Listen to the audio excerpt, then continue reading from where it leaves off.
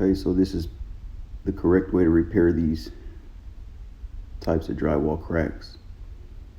A lot of people just get the mesh tape and they'll place it over the crack like that, which is wrong because you got to take out the damaged tape first.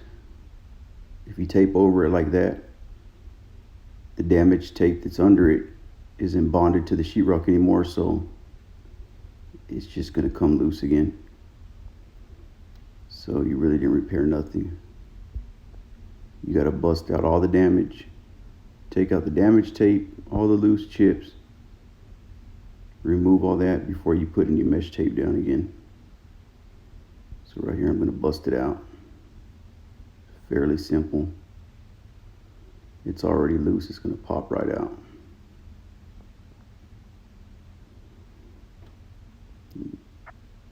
It's going to leave you a perfect little void to fill in with mud to put the new tape, and then you'll just fill that in with mud.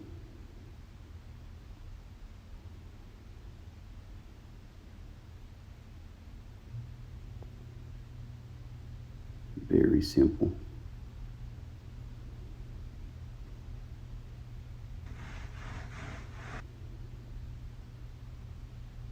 Right here, we're just going to re-secure the sheetrock. Obviously, it came loose. Most of the time, we'll use screws, but only had nails on me at the time, so it'll work just fine.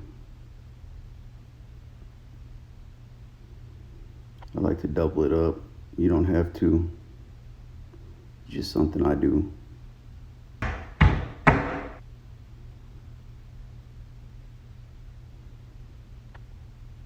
It's nice and solid. Put my mesh tape in place. Fits perfect where the other tape was removed. And there it is, floated. All you do is fill it with mud. Hold your knife flat like that, and just wipe it down with your knife standing straight up against the wall. So it'll leave whatever needs to be filled in that little void. You can grab your longer knife, put it against the wall, standing up as well. And if it lays flat and you don't see no light under the blade, you got it filled perfect. If it leaves an indentation in the mud, it's overfilled. Stand it straight up again, like I had it on the wall just now, and just wipe it straight down the wall. That's quick set mud, so it's already dry. We're going to go ahead and second coat it. What we'll do is fill it with mud again, take the edge off, come back down holding that knife standing straight up, so it just leaves behind the mud that needs to stay in there. And there it is. That middle part had a little bit more mud in it where the gap in the sheetrock was, so it's a little bit more wet right there still. That's why it has that line down the middle, but in the video you see it, in real life it's flat. Take off your edge before the mud dries up completely. Makes it a little bit more easier and less sanding with the wet rag. Just blend the edge in that stay behind as best as you can into the sheetrock. You want to make sure you blend that edge real good though, because that's what shows up in the patches. When people leave that hard edge and it looks good, and then when you paint it, it shows up bad. Just grab your wife's blow dryer. Make sure your hands are clean and dry it up. Try to get it back before she notices.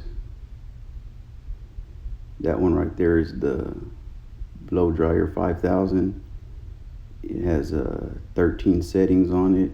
Gets up to the temperatures of, no, I'm just playing.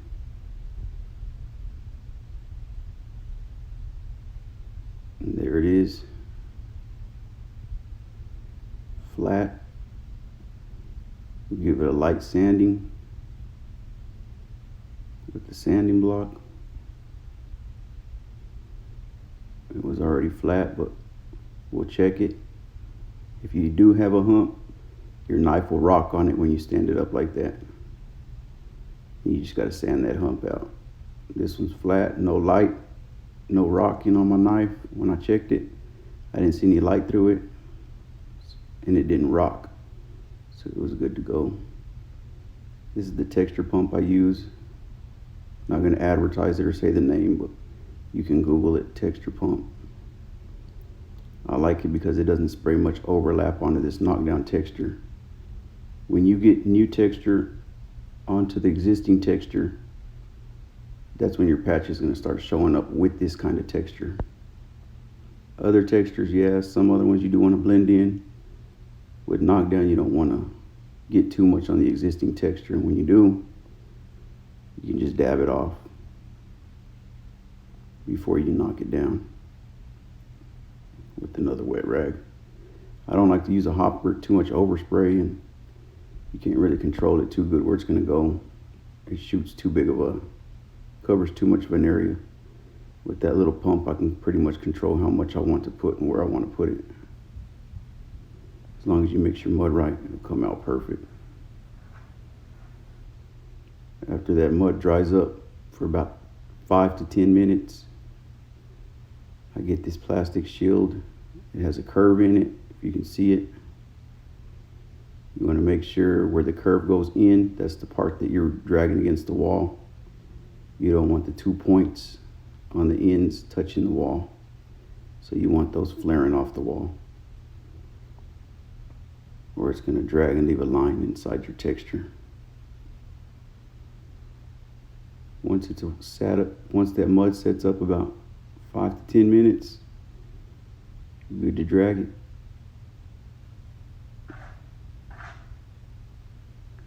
Very, very light hand.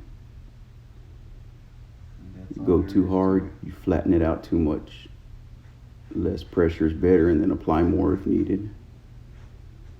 Then now that I see my pattern, I can wipe off a little bit more of the excess that I didn't need there. And there you go, there's the existing texture flowing into the new texture, back into the existing texture. God damn, Billy Ray, that's how you do a patch, Skeeter. You tell Jimmy I'll be over for lunch tomorrow. There's that new texture flowing right into the existing texture. That's a damn knee slapper right there. Boy, I tell you what.